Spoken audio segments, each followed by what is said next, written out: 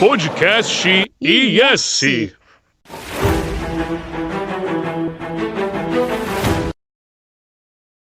Olá, pessoal. Espero que vocês estejam bem, porque nós aqui estamos ótimos, porque nós temos você nos vendo, nos escutando, nos cheirando. Digo, não, pera, não é tão assim, não é tão assim. Ainda não, tava quente hoje, ainda não. Tava quente. E aí, Wellington, como você tá? Tô muito bem. Olá, pessoal. Olá a todos, todes e todas que estão aqui nos vendo. Eu sempre acho engraçado que eu vou falar que estão nos escutando, mas daí eu me lembro que estão nos vendo e eu me travo. Mas muito bom estar aqui. E agora que o nosso podcast também é videocast, você pode ver, tocar, sentir as nossas expressões aí e julgar. Pode julgar, dizer, olha, não tô gostando, quero que as pessoas troquem, vocês são muito chatos, são insuportáveis, né? Então, não sei como é que vai se dar isso, né? Mas vocês podem pedir o que vocês querem. Nossa, tá lindo, maravilhoso. Vamos fazer vários vídeos de doações para vocês. Muito feliz. Gente, o papo de hoje é sobre a série Os Caminhos para a Liberdade, ou Underground Railroad, acho que é assim que se pronuncia. Railroads, muito bem. E eu tô muito feliz de falar sobre essa série, porque eu tava conversando com eles nos bastidores, que eu li um livro que saiu pela Edições da PEG, uma edição linda, de capa dura, e foi uma leitura que me impactou muito. E acho que falar sobre a série que foi baseada, né, na história do livro, penso que é dar um salto, claro, como a gente sempre cita aqui, é outra mídia, e poder falar, dizer, olha, gente, assistam. Vocês vão poder julgar, o Anderson vai ter muita coisa para fazer pra gente aí. E vamos lá, vamos para a sinopse, né, da série. É uma sinopse um pouquinho maior, mas eu penso que vai valer a pena fazer a leitura dela.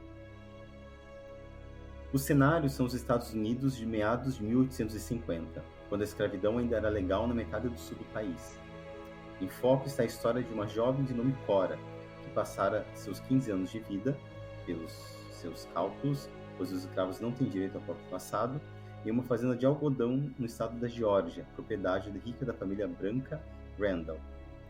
Cora herdou um pequeno pedaço de terra, seu único espaço relativamente particular, seguindo o conceito de posse para um escravo da mãe Mabel, que por sua vez escapara quando a filha ainda era pequena, sendo a única fugitiva bem-sucedida de toda a história da fazenda. Isso é o que se conta, né, Wellington? A gente sabe que no final da série não é bem assim, não. É triste. Não, triste. Com uma reação ao acúmulo de experiências e sentimentos insuportáveis, o rancor que sente pela mãe, a crueldade e as punições dos fazendeiros brancos, a violência física e psicológica entre os escravos e a privação de liberdade, Cora decide fugir com um jovem recém-chegado de outra fazenda, letrado e ambicioso, que tem a intenção de levá-la consigo, como um amuleto que carregara uma sorte ancestral. É a partir desse momento que se desenrola a jornada da menina, a começar pela descoberta das, aqui literais, ferrovias subterrâneas e do grupo de indivíduos brancos dispostos a ajudar a libertação de escravos foragidos. Os diretores da série transformam os Estados americanos em diferentes universos políticos, definindo muito bem a relação com a escravidão e o negro. Entre os elementos da América racista, que os diretores vão pontuando, que são os museus sobre a África e a escravidão para branco ver. Ladrões de cadáveres, blackface, o uso de pessoas brancas de pinturas pretas no rosto, a fim de satirizar a população negra. Conceitos eugenistas e métodos medicinais criminosos. Nem todos são contemporâneos à época retratada. Mas, tanto na série quanto na obra, eu posso falar do livro que bate, né, com o que foi feito na série, no caso o autor, o Whitehead, permite-se a distorção temporal, tendo em vista a premissa fantástica que sustenta, né, a série. E a história vai ser alternada com introduções de outros personagens envolvidos na trama, como o incansável caçador de escravos, Headway, Wellington, por gentileza, o senhor que é doutor em línguas. Doutor em línguas. Ridgway. Eu acho. Não. Pelo que eu entendo, O Ridgeway. senhor não pós-doutorando, o senhor não pode... Não, não. É isso Não aqui. comecemos com isso. Não comecemos. Muito bem. Não comecemos. Estando Não errado ainda. comecemos. Ei, Laia. Se foi editora com os boi com as cordas e tudo, eu na frente gritando Se lá. foi. Entre os cuja única, então, desse caçador de escravos, cuja única falha na perversa carreira foi nunca encontrar Mabel, a mãe de Cora. Entre os capítulos da narrativa, são 10 capítulos, encontramos imagens de anúncios classificados reais do século XIX, contando informações sobre escravos fugidos, fruto de extensas pesquisas, tanto do escritor quanto dos diretores. E eu gostaria de começar, então, para a gente passar a palavra para o Enio, depois de falar tanto, com uma citação. Quando olho para a história, vejo horas de liberdade e séculos de escravidão. Joseph Joubert. Bom, a minha ótica, eu não tinha assistido essa série ainda. Eu, na verdade, tem muita série que eu fiquei devendo nos últimos anos assistir, então tô assistindo algumas aos poucos. E ela veio num momento muito... que se encaixou muito com uma leitura que a gente tá fazendo para um outro podcast. Segredo de Estado aqui, top secret, mas que é uma leitura que me mexeu muito comigo por várias questões, mas eu vou falar mais disso, né, no episódio por si, mas que eu não consegui afastar de fazer algumas conexões, comparações e ver, digamos assim, lados diferentes de uma mesma história, podemos dizer, em relação à escravidão. Né? Eu sei pela cultura popular, pelo termo de Underground Railroads, né, essas trilhas de trem subterrâneos que na maioria verdadeiramente não eram trilhos de trem, eram um apelido, né, mas sim um sistema muito bem construído de uma rede de informações para ajudar os escravos negros americanos a fugir da escravidão, dos seus senhores e por assim vai. E que foi um grande movimento, principalmente nessa... Acho que essas Underground Railroads, acho que ela foi especificamente nesse século, né? No século XIX, mais especificamente nesse fim de escravidão nos Estados Unidos, pelo menos, né? Vamos colocar fim de escravidão muito entre aspas, né? Pela realidade hoje em dia. E ele é muito difícil, assim, olhar pra história e pensar o quão bárbaro, o quão monstruoso as pessoas poderiam ser e achar que aquilo é normal. Sabe? Às vezes, pra mim, não encaixa no sentido que... não sei se é olhando pelo lado religioso, que conecta muito, né? Mas quando eu olho, assim, principalmente pra ler história, né? História foi, eu acho que é o maior campo de estudo que eu sempre amei. E quando eu vou olhar e pensar assim, como que, claro, com a minha ótica de alguém do século XXI, como que as pessoas conseguiam viver desse jeito e achar que era correto, que era normal. Você tem, acho que, momentos...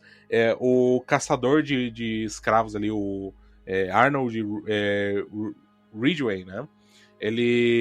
Quando ele começa a falar de raiva, de destino, de caçada, que eles são animais, que eles não são homens, não são humanos, eu me para pra pensar assim, não sei se é uma grande tentativa da história também de esconder esse lado, né, depois do que veio, porque parece que é muito estranho que a partir desse momento, digamos assim, depois do Renascimento, que parece que mudou a história, que não tinha essa... Se você for olhar na história, tinha perseguições a outros povos, mas nunca foi desse jeito aparente na história, pelo menos o que é ensinado, certo? Daí, às vezes eu paro, quando a gente tá assistindo uma série como essa, eu penso assim, o quanto que da história foi encobertado ou a gente nunca aprendeu direito. Uhum. Como a assinatura da Lei Áurea, né? Que foi um presente. Um presente. Um presente. Olha, Uhum. Princesa Isabel, super simpática. Nossa, lutou muito pelos Lutou escravos. muito. Lutou muito.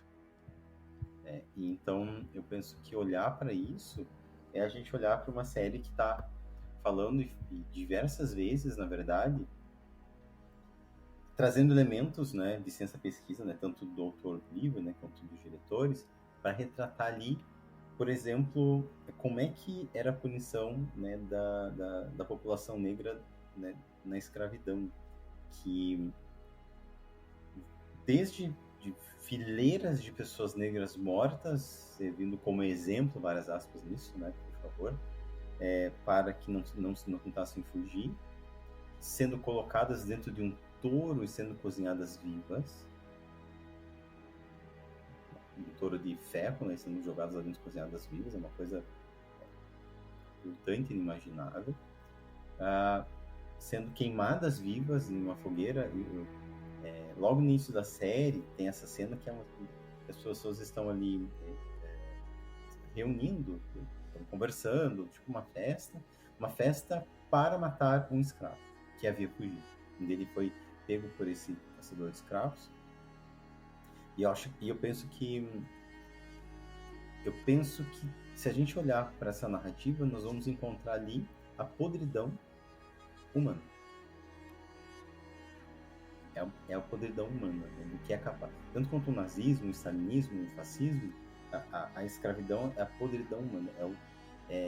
E é tão podre que um dos personagens que mais me chama a atenção, fora a própria Cora, não é? É o Homer. O Homer que é um escravo pequeno, uma criança, né? E que ele é criado, ou mais ou menos junto com o caçador. O caçador cria ele de uma forma ou de outra. Como ajudante dele, né? Como ajudante. Mas veja, é a subversão total, né? E a perversão total do que é a escravidão. Onde a própria pessoa negra, ela vai perseguir a pessoa negra. E acreditar que a pessoa negra é ruim. Dizer, não, você não tem alma. Né? Você não é um homem, nem uma mulher. Você é uma propriedade. E essa mentalidade do próprio Homer, que é pego e vai tendo como exemplo uma pessoa branca, né? E não, mas ainda tem muito. Só falando especificamente, tem uma cena em que ele vai dormir e ele tem que se acorrentar pra dormir, porque ele não consegue dormir de outro modo. Aham. Bom, pra quem tá vendo ou escutando a gente, ou os dois, não é? Os dois, né? Os dois. Acho que quem tá vendo também tá escutando. Será? Será que a pessoa não muita gente a gente só fica mexendo a voz assim? E falando e tal? Sei. Bom, acho que eu achei brilhante a atuação da Chuzi Mipitu, a Cora. Adorei a atuação dela, achei desde o início ela encarna o que é a tristeza, né, de uma filha abandonada pela mãe e uma filha escrava abandonada pela mãe. Que é assim que ela se sente, né? Eu quero dar um spoiler aqui. O que você pensou e o que você achou, Ellison, nos minutos finais da série mostrar o que aconteceu com a mãe dela?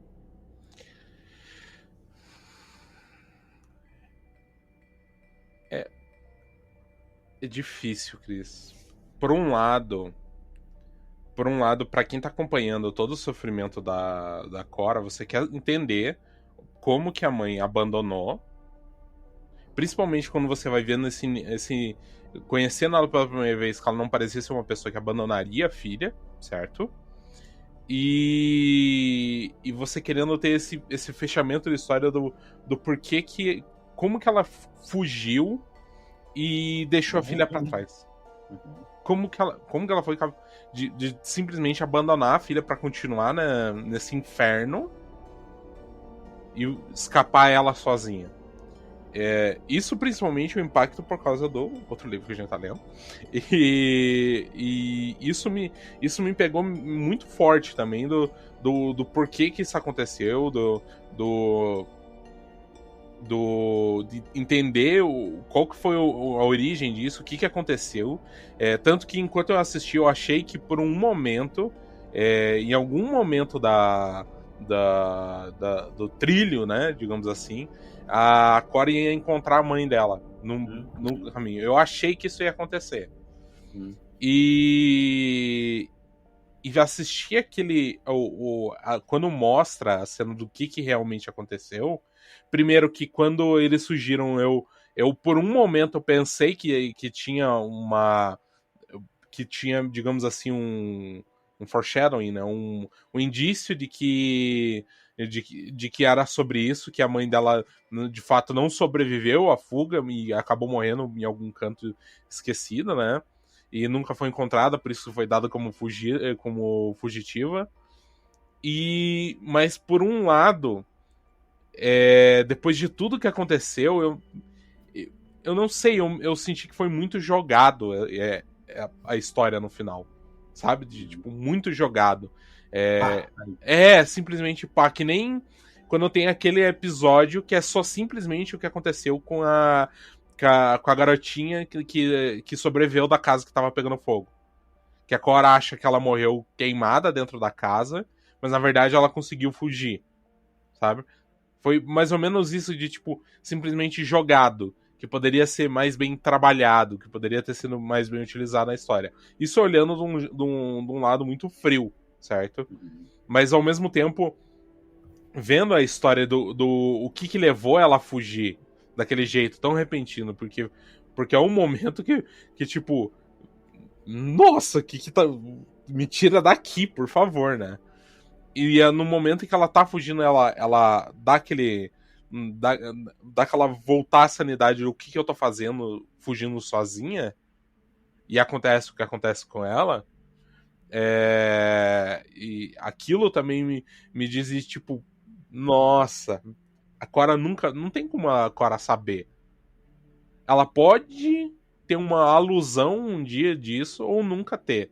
Ou simplesmente achar que a mãe dela tá viva em algum lugar, seguindo a trilha, né? E por isso que eu fiquei muito... Foi muito... Por esse seu episódio final, isso me deixou muito perdido no como eu me sentia com esse desfecho da história. Porque no final, quando eles estão no vinhedo Valentine, acontece aquele massacre, aquele ataque, eu tipo, o que aconteceu ali, o que vai acontecer com elas, e terminou muito, tipo, jogou a história e acabou, sabe? Por isso que me deixou muito, muito, muito perdido no que eu sentia sobre esse episódio. Não sei como que você se sentiu. Eu acho que é uma outra experiência, porque no livro ele vai terminar com um caçador, né? Com Ridway sendo morto. E com o Homer tentando entender e pegando a caderneta, olhando a anotação. A Homer, né? A criança negra, criada, digamos, pelo branco, não é? Tentando entender o que ele ia fazer agora sem estar caçando escravos. Então, o Homer tá com a cadernetinha lá anotando, tentando ver o que ele vai fazer. Isso é uma perversão, isso contra a pessoa negra. Isso é um estupro de raça, quase, vocês possam classificar assim, porque é a pessoa branca dizendo que o negro é ruim e a pessoa negra assimilando aquilo, dizendo que ele mesmo é ruim. Então, é uma coisa absurda. O que eu senti aqui na série?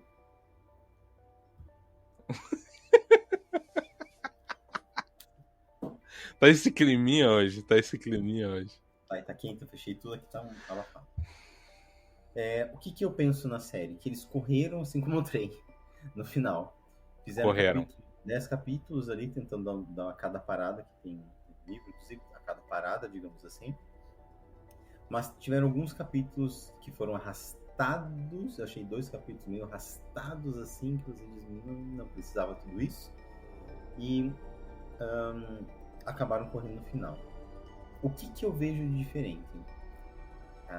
A fotografia soberba, o trabalho das cores, a paleta de cores usada em cada cena, cada capítulo, impecável.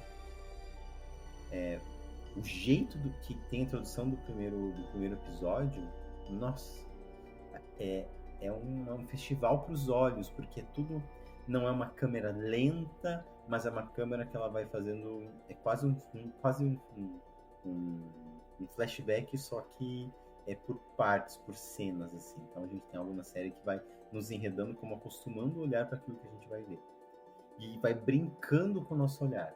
Porque a cena do rapaz sendo queimado vivo, ela vai brincando, ela vai sendo construída.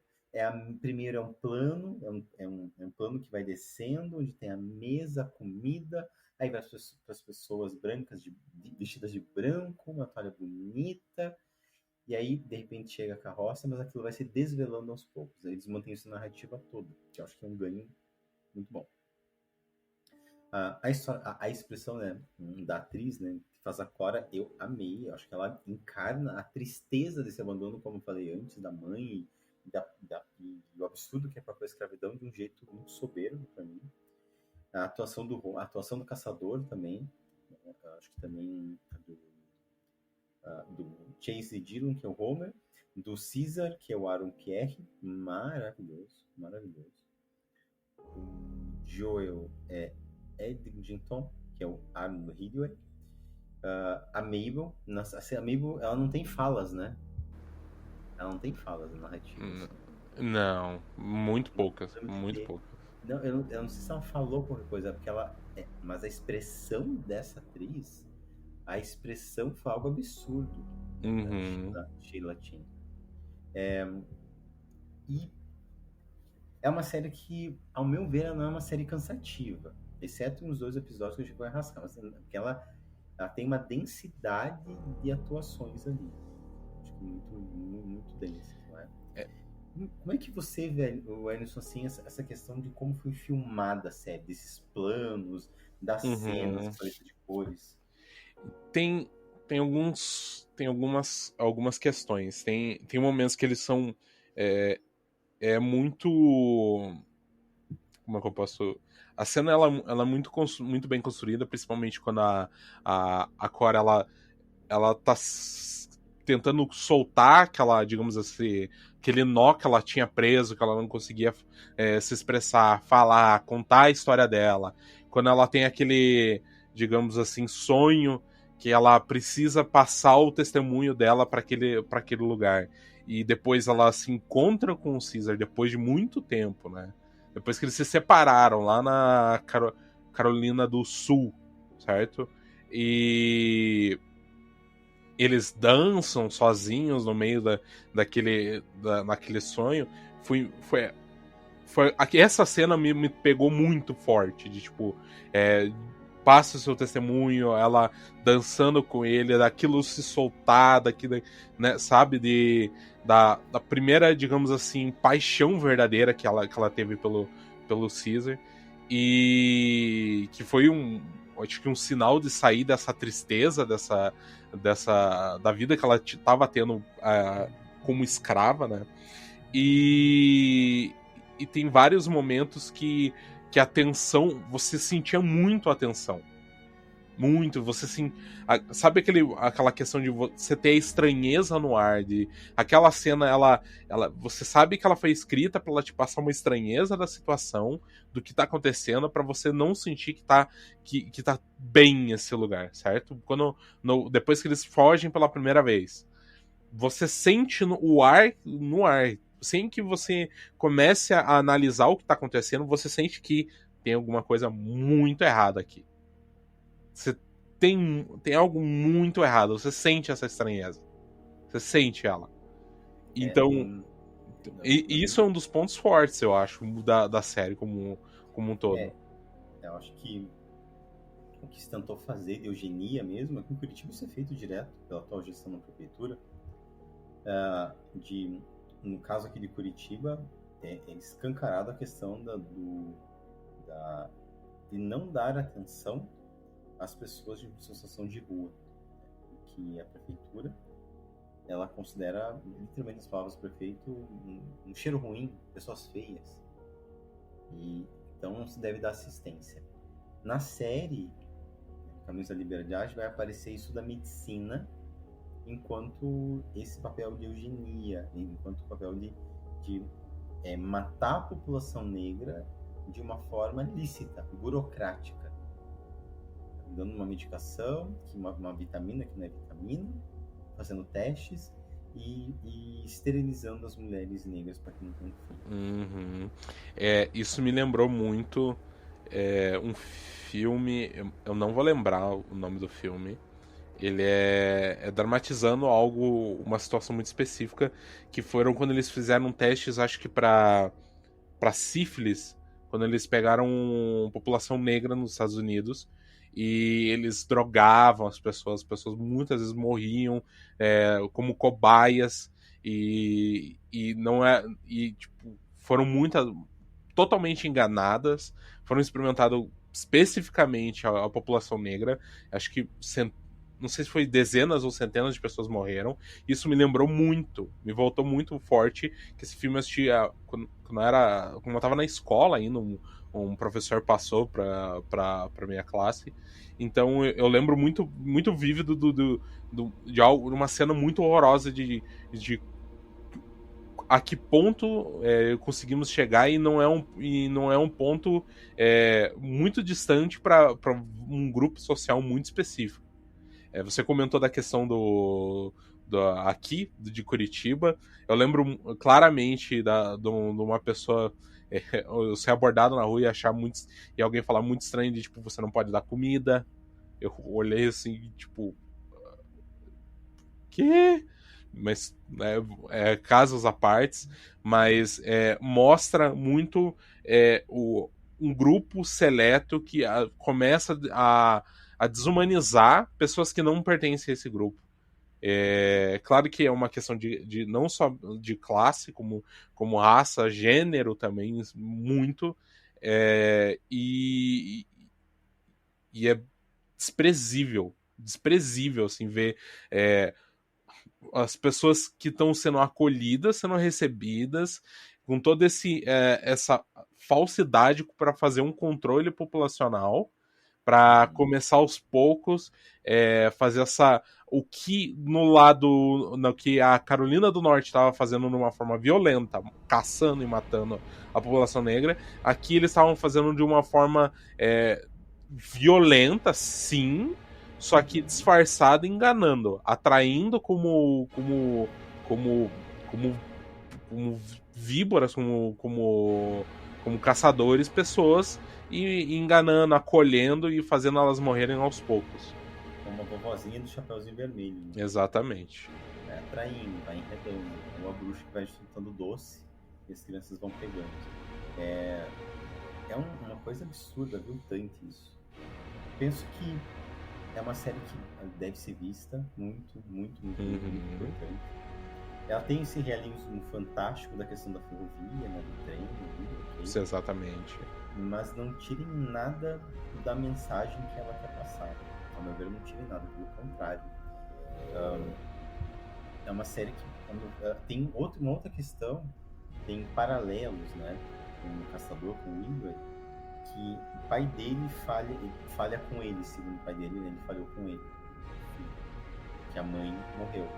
E a perseguição da Cora se dá porque a mãe da Cora morreu. Então ele acha que falhou em pegar a mãe da Cora, a Mabel. Então essas histórias também são contrapontos que tem essas falhas, digamos assim, que os personagens vão apontando na narrativa. E a história do Caesar, né, eu amei a história dele, os olhos dele, muito bonitos, por sinal. Sim. Lindos os olhos dele. E o que me pegou quando o caçador conta como ele morreu foi justamente que ele vai contando para ela da questão de arrancar os olhos e ele falar ele ainda estava vivo.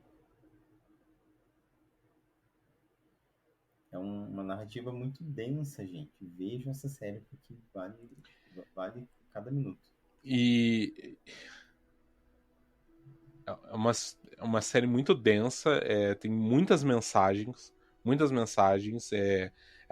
o lado que tem essa, digamos assim, essa fantasia, que, como acho que eu comentei mais cedo, a Underground Railroad aconteceu na vida real, isso é um fato real, teve digamos, uma grande rede de pessoas que ajudavam a resgatar negros escravizados, a conseguir a liberdade, a esconder, a achar meios de legalmente transformar essas pessoas em pessoas livres, em ajudar elas a fugir tanto para o México quanto para o Canadá, que eram lugares que a escravidão já tinha sido abolida naquele momento. E toda essa questão de você passar o seu testemunho de qual a sua história, ele conta que, eu acho que, ao meu entendimento, a minha interpretação, de o quanto que muitas vezes a história seja do povo americano quanto do povo brasileiro escravo, o quanto ela não foi contada, o quanto ela foi sendo apagada aos poucos por quem venceu, digamos assim, muito entre aspas, no sentido dos ricos, daqueles que perseguiam, daqueles que, por fim, por questões econômicas e por questões de perseguição militar de outro povo, foi obrigado a não ter mais escravo, não conseguir comprar mais escravos, que eles lutaram muito para manter os escravos, afinal, como eles iam ter trabalhadores, né? E na ponta de visão deles, né? E o quanto a história do nosso povo também foi apagada por essa, digamos assim, embelezamento da história, né?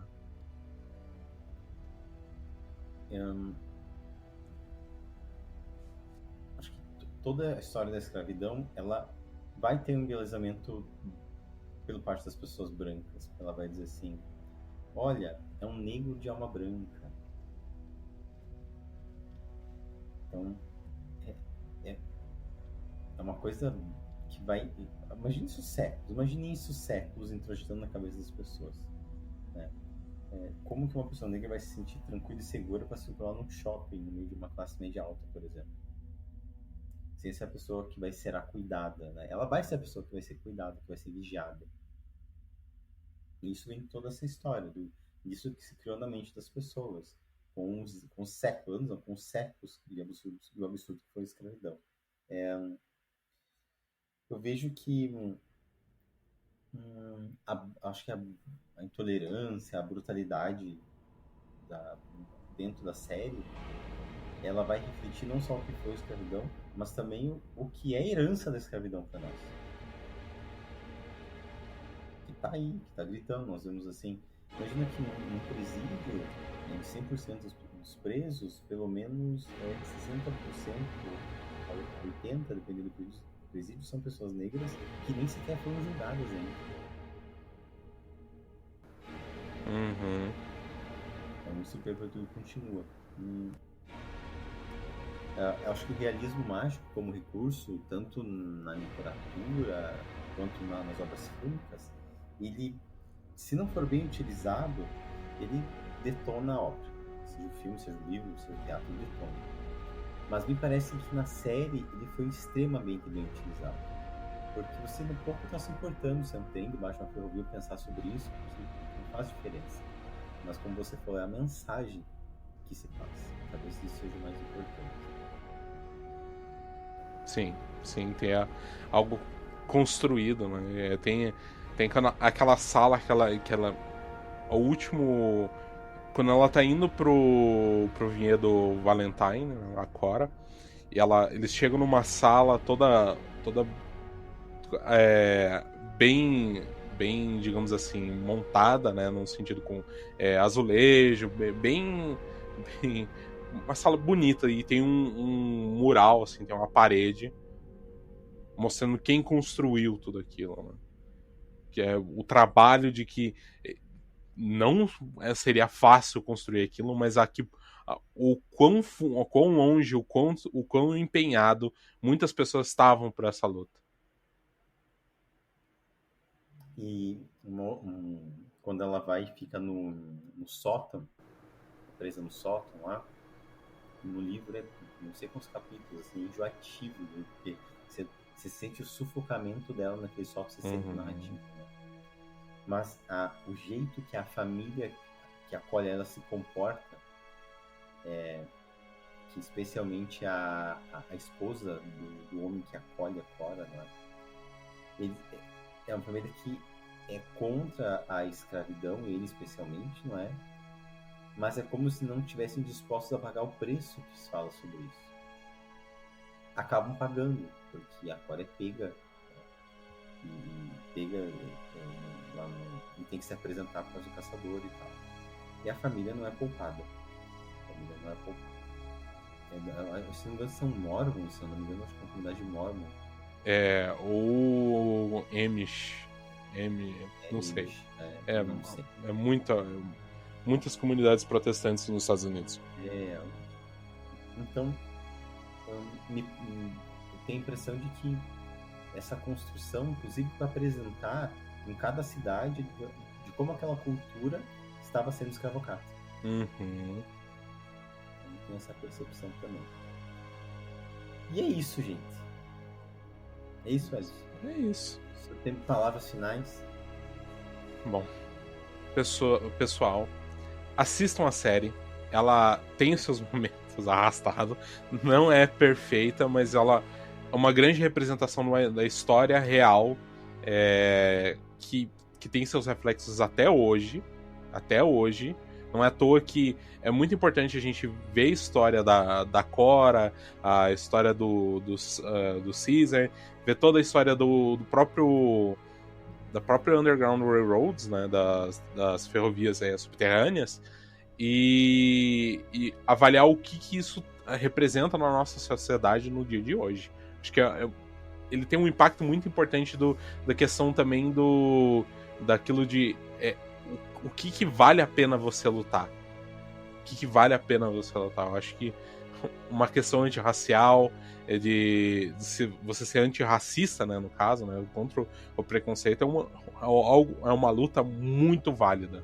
São vidas e mais vidas que a gente pode salvar cada dia se a gente não simplesmente olhar para o outro lado. Certo? E é isso. Curtam as nossas mídias sociais, impériosagrados.com.br. Curtam as nossas mídias sociais, impériosagrados.com.br. Se inscreva na nossa newsletter semanal, sempre quentinha. Tem o nosso cheiro, tem o nosso gosto, tem o nosso sabor, especialmente quando sai correr na chuva, suado, molhado. Tem lá no nosso Instagram, @yeseditora e @impérios_sagrados. Estamos também no LinkedIn. Temos 2 editais abertos para quem quer publicar no nosso site /blog do Medium. Se inscreve lá. Um beijo para você. Um abraço para você. E não se esqueça. É isso aí. É isso aí. Beijo, pessoal. Tchau, tchau.